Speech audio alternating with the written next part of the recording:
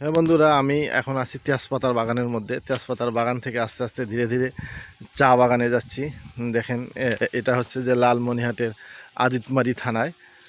চা বাগান তো সাধারণত সিলেটে বা পঞ্চগড়ে হয়, কিন্তু এটা যে আপনার এখন লালমনিরহাটেও হচ্ছে। লালমনিরহাটেও চা বাগান হচ্ছে, বিশেষ করে উত্তরবঙ্গে আমরা চা চাষ করতে পারি। দেখেন এখানে চা বাগান, চা বাগানের তো আমি ওই রকম দেখিনি। চা বাগানের ফুল, এই যে দেখেন ফুল ফুটছে চা বাগানের। আমি চা ফুল আর কি, দেখেন আপনাদের ভালো লাগবে। চা ফুল খুবই সুন্দর।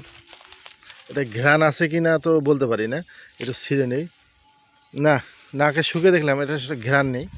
চা বাগান খুবই অর্থকারী, কিন্তু বর্তমানে সিন্ডিকেটের কারণে আপনার চা চাষিরা একটু দুর্বল হয়ে গেছে। বাট কিন্তু কিন্তু আপনার চা কিন্তু খুবই 100 বছরের ফসল।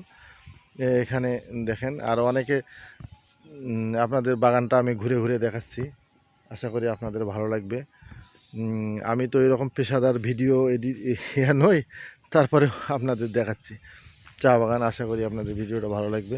এখানে একটা চা গাছ হচ্ছে মরে গেছে, আপনাদের মরে যাওয়া গাছটা দেখায়। অনেকে চা গাছের মরে যাওয়া দিয়ে অনেক সময় টেবিল বানায়। দেখেন চা গাছটা মরে গেছে, মরে গেলেও সমস্যা নেই, এখানে নতুন করে আবার লাগানো যাইতে পারে। এই যে এখানে খুব কাছ থেকে আপনাদের দেখাই, এই দেখেন পাতা কেবল হয়েছে চা বাগানের 2টি পাতা, একটি কুড়ি, এটাই নিতে হয়। কিন্তু চা বাগানে আর একটা লাভ হচ্ছে যে আপনি তো ফসল তো করলেনই, কিন্তু এখানে যে গাছগুলো লাগানো হচ্ছে গাছগুলোও খুব একদম অর্থকারী। দেখেন যে গাছ, চা বাগানে গাছ লাগানো হয়েছে। আসলে চা বাগানে নাকি গাছ ছাড়া চা বাগান নাকি ভালো হয় না, এই জন্যে এই গাছগুলো লাগাইতে হয় এবং খুবই সুন্দর। এই বাগানটা প্রায় 12 একরের মতো। মোটামুটি মালিকের সাথে কথা বললাম, মোটামুটি ভালোই নাকি লাভবান হচ্ছে। কিন্তু বর্তমানে একটু সমস্যা, একটু চা পাতা সিন্ডিকেটের কারণে একটু চা পাতার দামটা কম দিচ্ছে আর কি। আপনাদের যদি কোনো কিছু জানার থাকে আপনারা কমেন্ট করে জানাবেন। আমি জিরো লাইভের পক্ষ থেকে ভিডিওটা নিয়ে আসলাম। এবং সাথে দেখেন যে তেজপাতার বাগানটাও দেখি, চা বাগানের পাশে তেজপাতার বাগান। আপনারও একটু ঘুরে ঘুরে দেখাই, ঘুরে ঘুরে দেখাই আপনার বাগানটা দেখেন।